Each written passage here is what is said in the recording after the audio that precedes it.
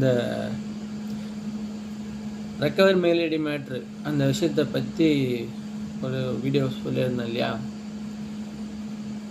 இது ஏன் சொல்கிறேன் அப்படின்னா, ஒரு வேளை நாளைக்கு ஏதாச்சும் ஒன்று ஆயிடுச்சு, மெயில் ஐடியை ரெக்கவர் பண்ண முடியல, அதில் யூடியூப் ரன் பண்ணிட்டு இருந்தேன், எல்லாமே போயிடுச்சு அப்படின்னு நாளைக்கு கண்ணை கசக்கிட்டு நின்னீங்கன்னா யாரும் ஹெல்ப் பண்ண மாட்டாங்க.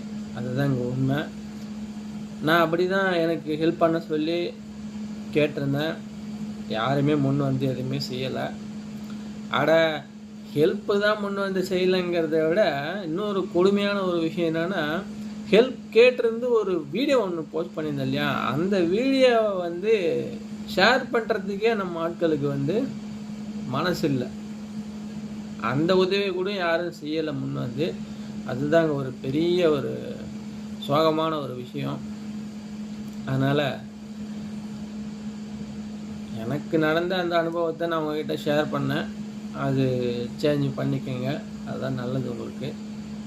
என்ன பண்ணுறது,